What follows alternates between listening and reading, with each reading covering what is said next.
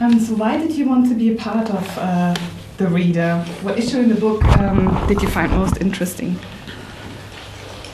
Well, I wanted to be a part of The Reader because I found David Hare's screenplay very moving and very clever, and I liked it. I can't explain. It's an instinctive response to the screenplay. Do you think the issue is a genuine German issue that's tackled in the film?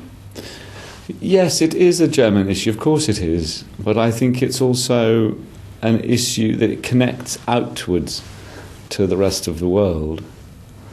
I don't think that. I think that this,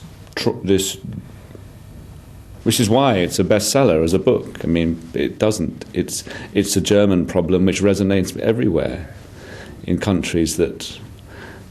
I mean, arguably, the world allowed the Holocaust to happen. It was very clear what was going on, but the world chose to remain ignorant, to remain passive.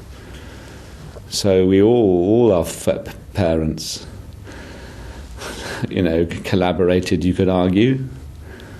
They knew exactly what the racial anti-Semitic disposition of the National Socialist Party was. So, but everywhere in the world, people have chosen to turn blind eyes to other regimes, so I think the nub of it, as we say in English, the nub of it is how do I condemn, how do I understand, and that's a global moral dilemma. Does one in the film have to feel, in parts of the film, have to feel sorry for Hannah Schmitz?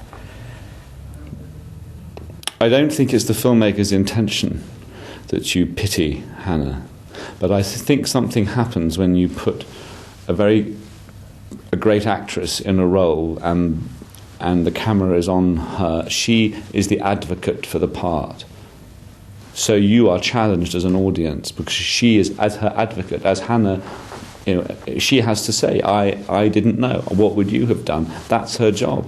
So I think the story has the courage to say, listen to the person who advocates for Hannah.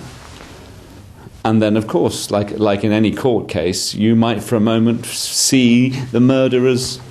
You might sympathise. That's what happens with a good defendant, and that's, I think, what Kate does. But I think that's the only way to make it truly provocative.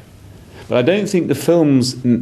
I hate messages in films. I don't think it's saying we must pity Hannah. It's saying let's hear her case. Let's see a bit of her defence, her emotions, and of course it's disturbing. As for Michael's trauma, in what way can one inherit the guilt of a previous generation? You inherit it when you have knowledge about what the other generation has done. Because as human beings we're capable of atrocity and we're capable of horror and we're capable of acts of great goodwill and love. And the part of us that can love is the part of us that can be guilty because we think we would like to retract the act of destruction, but we can't. So that regret is called guilt. So it happens. It's part of what makes human beings human.